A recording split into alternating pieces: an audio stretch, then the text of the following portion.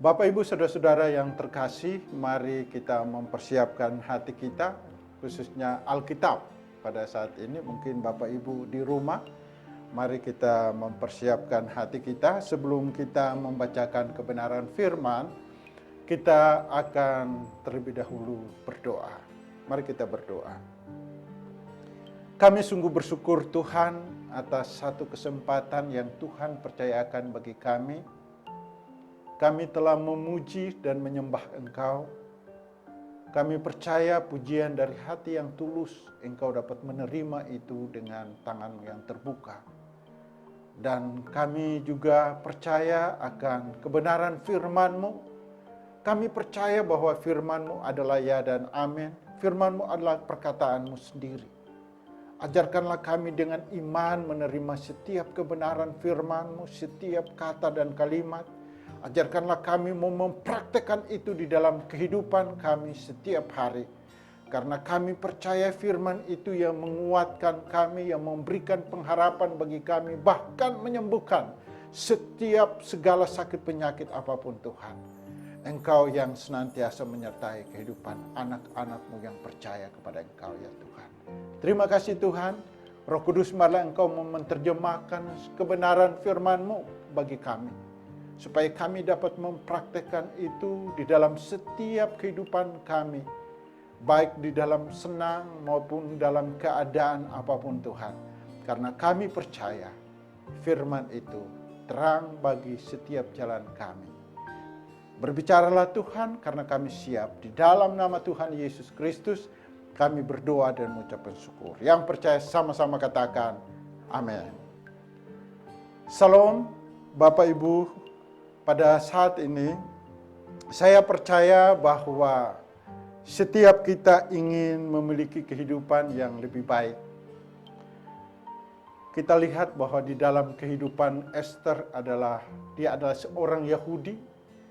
Orang tua Esther itu adalah meninggal di bawah dominasi Persia. Ketika tahu bahwa mereka merupakan keturunan dari orang-orang Yahudi yang telah diangkut ke Babel di bawah pemerintahan Raja Nebukadnezar. Dan kemudian mereka dipaksa ketika Raja Kores, Raja Persia, menaklukkan Babel. Tidak seorang pun kecuali Allah yang tahu bagaimana kematian daripada kedua orang tua daripada Esther. Karena kita tahu bahwa kalau ditinggal orang tua, baik dari bapak dan ibu pada saat yang sama, kita percaya bahwa mungkin ini adalah sebuah tragedi. Jadi Esther tinggal sendirian, dia tinggal bersama sepupunya, yaitu Mordekai. Saudara yang terkasih, kita lihat bahwa di tengah-tengah didikan oleh keluarga Mordekai inilah Esther menjadi seorang wanita yang kuat. Dan dia tetap percaya akan kebenaran kasih karunia Allah. Uang, ketenaran dapat memotivasi orang untuk melakukan hal-hal yang tanda kutip gila. Ada yang rela mengorbankan reputasi dan seluruh harga diri mereka demi 1 menit di depan stasiun TV. Demikian juga mungkin kita menggadaikan kebenaran yang lain karena pangkat dan jabatan. Tetapi kita melihat kita harus belajar daripada Esther. Walaupun di dalam kemewahan. Kalau kita melihat bahwa Benteng Susan adalah rumah musim panas bagi ibu kota Persia di bawah pemerintahan garis keturunan dari Raja Ahasveros. Kita baca, mari kita membuka Alkitab kita yang terambil di dalam Esther 1 ayat 6 sampai dengan yang ke-7.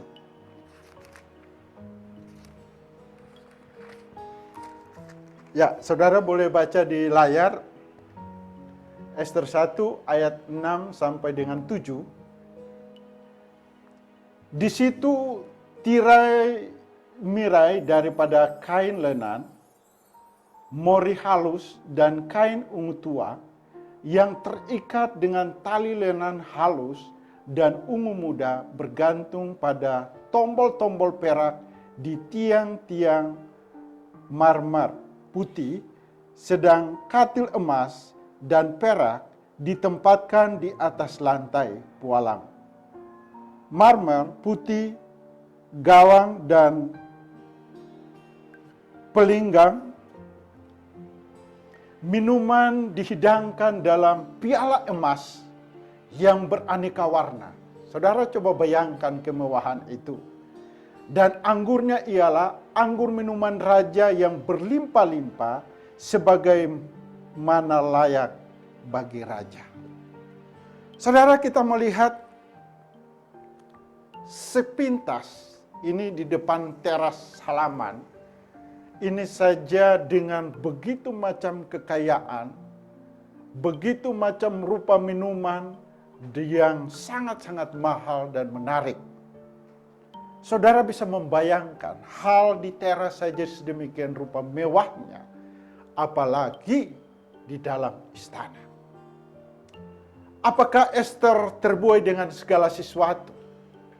Saudara, kita lihat bahwa dewasa ini kita banyak melihat orang Kristen yang terpikat pada pakaian dan perhiasan yang bagus. Hal-hal lahiriah, bahkan kadang-kadang kita mulai masuk ke gereja, kadang-kadang kita sendiri mulai mencas bahwa kalau gereja gedung yang megah, yang mewah, itu ada hadirat Allah di situ, sedangkan gereja yang di kampung, yang di desa tidak memiliki hadirat Allah. Dan seringkali kita mendengar perkataan-perkataan itu.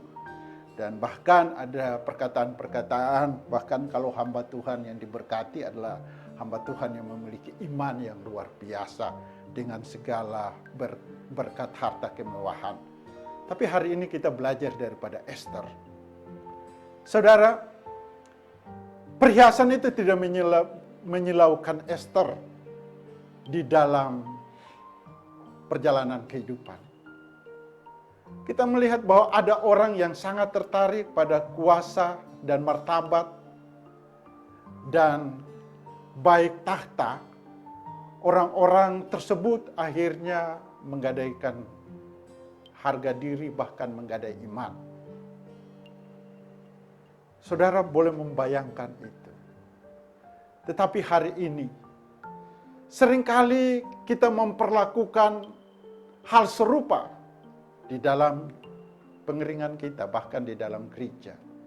Banyak orang yang memasuki gerbang dengan menggunakan jubah pujian yang keluar dari berbagai tingkatan pengucapan syukur.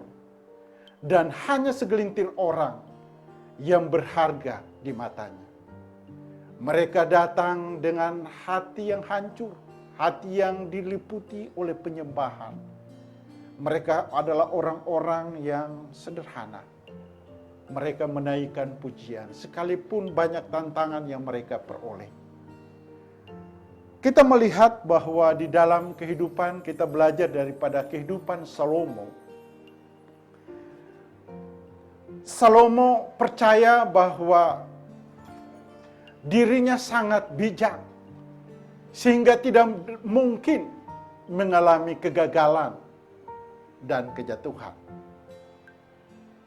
Saudara, kita melihat inilah yang menyebabkan Salomo kemudian berani mengkesampingkan perintah Allah dan memberikan hatinya kepada wanita-wanita asing.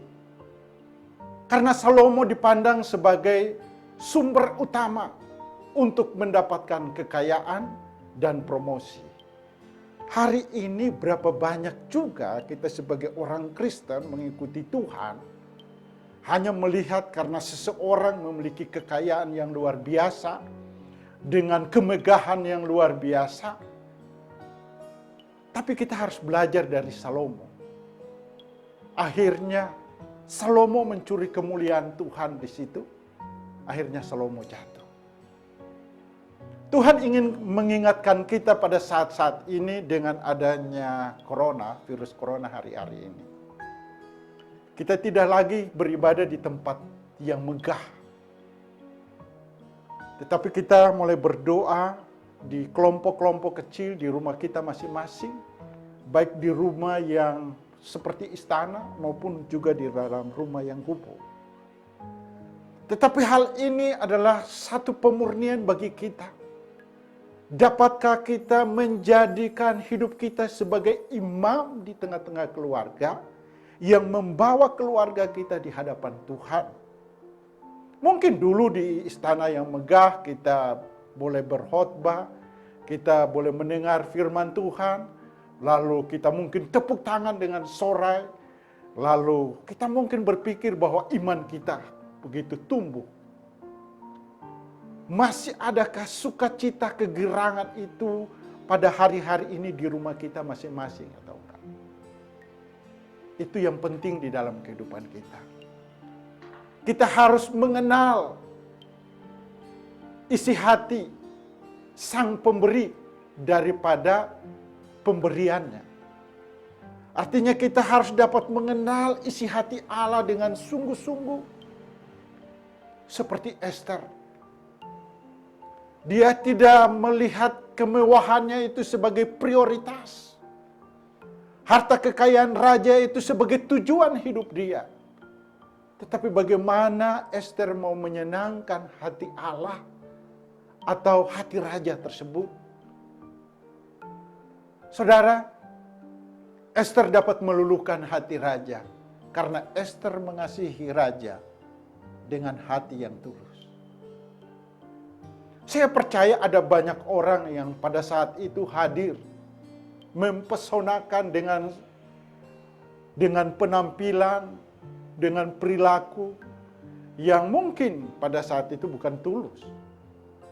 Tetapi raja tertarik dengan seorang anak desa, seorang petani, anak petani, seorang yatim piatu yang hanya melihat hati raja dan mau tunduk kepada peraturan-peraturan.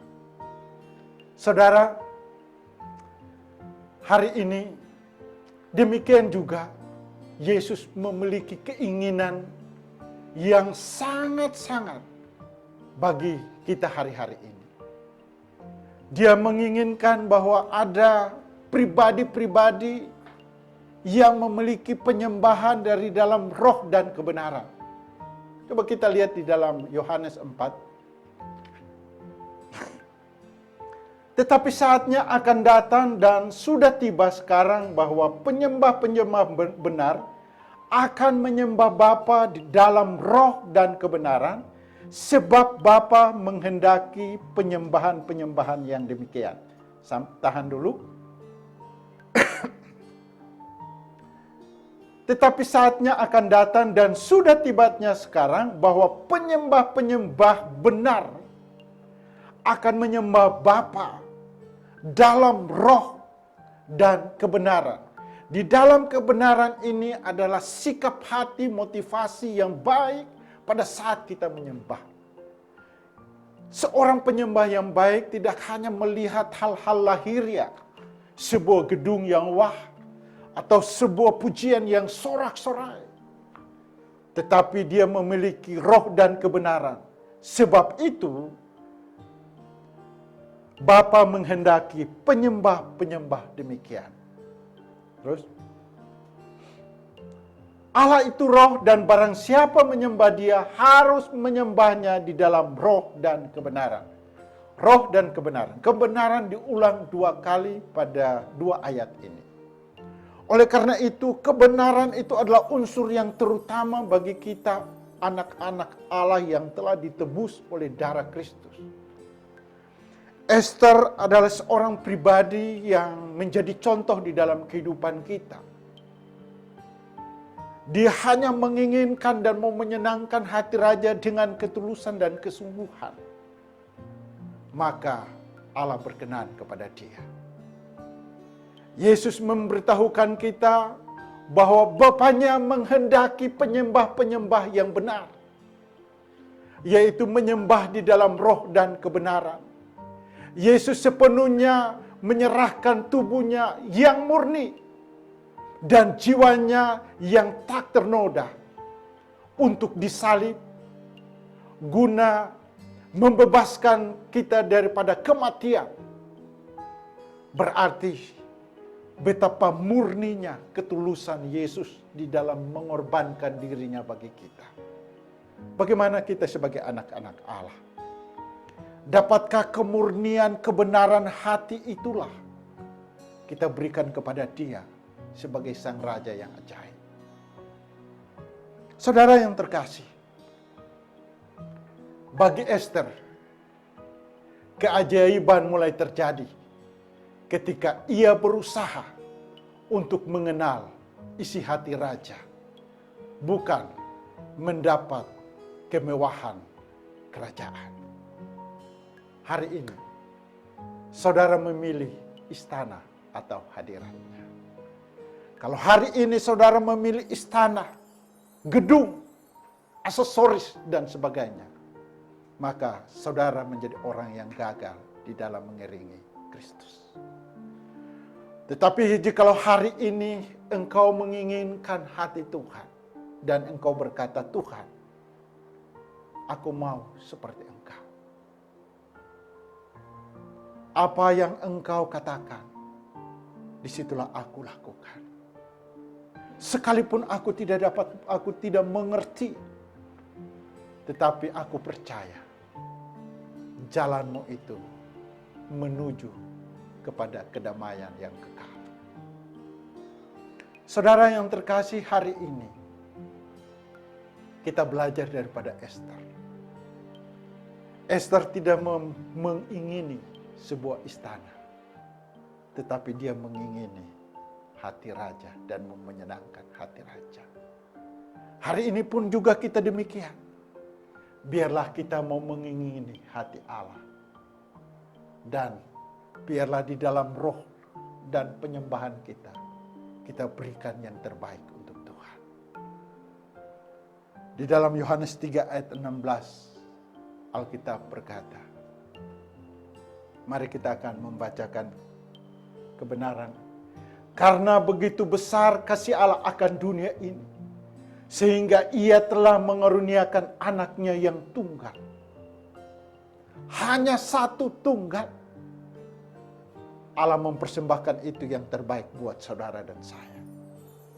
Supaya setiap orang yang percaya kepadanya tidak binasa, melainkan beroleh hidup yang kekal. Saudara, kita harus membuat satu keputusan untuk tidak mengikuti gaya hidup kemewahan, yang suka mencari kesenangan. Ya. Oleh karena itu hari ini kita hanya katakan, Tuhan, aku mau hidup bersama dengan Engkau. Saudara, Tuhan sangat mengasihi saudara. Biarlah hari ini, dari hati yang dalam, dari roh yang menyanyikan kuasa pujian itu, biarlah senantiasa merupakan dupa yang harum, menyenangkan hati Tuhan. Hari ini, apakah engkau memilih istana atau engkau memilih hadirat Allah?